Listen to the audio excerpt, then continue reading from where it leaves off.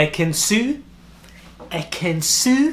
will come through. Do you understand? Ekin will come through. She's about to drag this man. We had Hurricane Davide last week, and now it must be a weatherman because now we have Hurricane Ekin coming through tomorrow.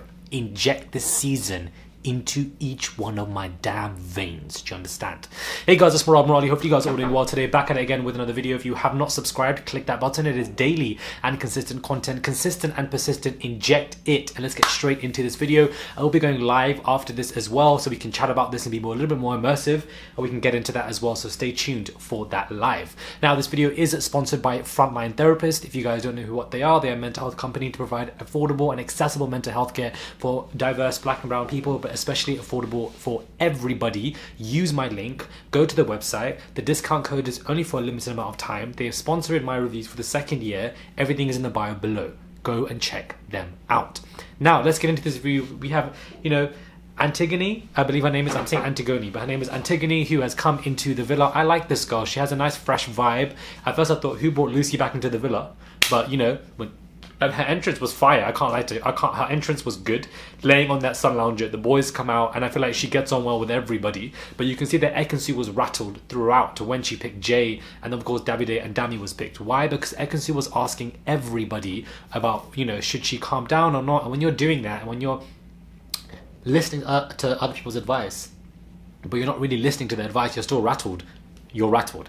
But I find like there are some storylines that are cut out. For example, for her to be confiding in Paige, to me, is weird because Paige last night said that she was not trustworthy. Then, of course, Paige and Amber had that kind of stuff, or with this girl Ekin. So it seems that any tension between the girls and Ekin has been resolved, and I would have liked to have seen that. So I feel like they cut out other storylines or other parts. I thought it would be interesting. Yes, with Amber gone, it could have expedited it, but still, it would have been interesting to see.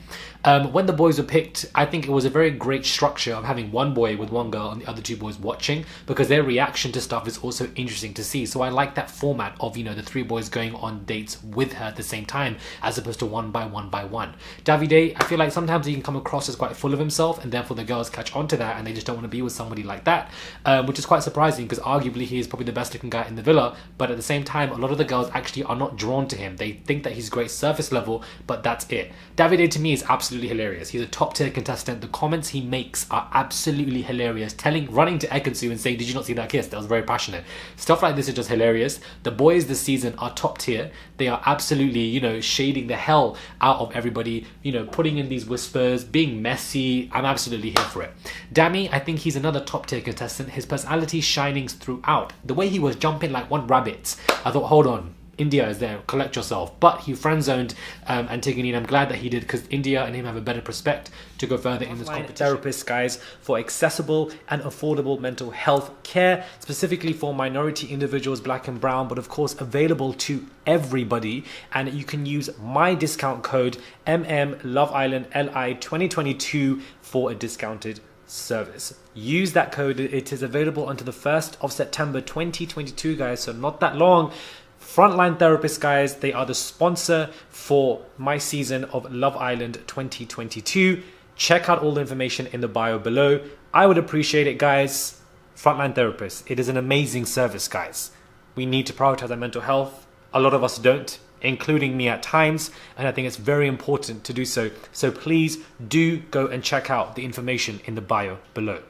Thank you very much. Them together, and I feel like his personality was just funny on that date. Now Jay, I think he's playing a big game. They all are, but the fact that Jay thought that he was in and he was in the bottom three with Ekin, wants to disassociate and be with somebody else, a complete 180, I find to be interesting. On top of that, the two ex-girlfriends that have said stuff, it's planted a seed, let's just say, a thought in my brain, and I find that to be interesting, just to see what's going to go on with Antigoni and Jay, and it's going to rattle up Ekin. We can see that in the next episode. A hurricane is coming yet again. She is delivering. This girl is a gold mine. She's in the Hall of Fame of Love Island to me, and arguably, I want to say this, probably the season hasn't ended yet, so I'm going to say this with very lightly, probably one of the best contestants I've ever seen on Love Island, period. Probably the best, period. From the fact that she's continuously giving us something, and it's always very different. It's a different storyline, different narrative. If it's not with Davide causing tension, is beefing with the girls. If it's not beefing with the girls, she's calling like a cockroach. If she's not calling like a cockroach, she's doing up noodles like some Disney movie. If it's not noodles like a Disney movie, she's becoming a hurricane and dragging another man. It's continuous content and entertainment, but it's something different every single time. It's not repetitive, so it keeps us entertained. So I like that. I just wish we had 3 to 4 other people that are like her in the villa as well, because we don't want to just see Ekin doing the madness. We want to see everybody else, but everybody's different for a reason. Now, Danica, I do feel sorry for her when she was like, I wish I had 3 people come up for me. I'm like, speak your speech. You're a good looking girl. My girl came in twerking, and you know, she might be twerking outside the villa on her way out. I feel like she's in big trouble. Nobody is really interested in this girl, and it's unfortunate and it's a shame. I feel like sometimes when she speaks, she really is speaking with chest, like with such force. I don't know why, like some teacher, but hopefully somebody comes in for her or she finds an attraction, because Davide is definitely not interested in Danica, but is very interested in Antigoni, and you can tell, I'll make you coffee in the morning, what do you want, I'll be the first one down, proper speaking to her on this date. There's just, you can tell from the body language as well. But Antigoni is definitely going forth for Jay, and that it just means Ekin is in trouble, because Davide and Jay no longer want her. Oh, you know, so what's going to happen next? Who's she going to go for? Is she going to be dumped? I don't think Ekin is being dumped anytime soon, because the producers know that she's bringing so much content, so they don't want to dump her. So, you know, hopefully she remains, somebody comes in for her, but at the same time she is single, and I feel like Casa Amor is early July, so that's on the cusp, on the horizon for us guys, and as long as she stays for Casa Amor, I will be absolutely fine. But she is delivering, absolutely delivering, guys. India and Dami, I feel like we're going to see them strength to strength later on this week, and I'm excited to see that relationship. Luca, I feel like every time a new girl comes in, he loves to do one whole lecture about how he's in love with Gemma. They're not wifed up yet, but he this, that. Rest, Luca, for once, just rest. Be calm, sleep. It's not every day, you know, profound love for her as if this is Romeo and Juliet and Shakespeare. It's not that serious. You like the girl, you're in a couple, that's it, it's good. That's all you need to say. So I do like Luca though. I feel like this is the thing. I want to make this very clear, so I want everybody to really listen to what I'm about to say right now. If I dislike you and if I like you, then I like you overall. If I dislike you on a show and I'm cussing you out, or I find you annoying, or I think you're a bully on the show, or I think you're being annoying on the show, your shady comments, and if I don't, and I'm expressing that I dislike what you're doing, that actually means that I like you. So none of it's ever personal. For example, Amber and her bad vibes and her eye rolling and this, that. Yes, it's annoying personally, but overall, I loved that. If somebody's being talked about in a good way or a bad way, that means they are a good asset to this production, to this show, and this is what the production need. So therefore, overall, I love them, if they're good or bad. If I'm not speaking about you, then I don't like you on the show. Then I feel like you're a waste of space. Then I feel like, you know, there's no need for you to be there. You're not giving us anything, any content. There's nothing you're giving. Because best believe, if you are giving us something, the producers would catch it and show it to us, because they see it as valuable for us to see as entertainment. So I do feel like sometimes they're not giving a lot. So if I dislike you on the show and I speak about it, that means I like you on the show, because you're a character that is being spoken about. It's of value, liking or disliking. So I just want to make that very clear. Very, very clear.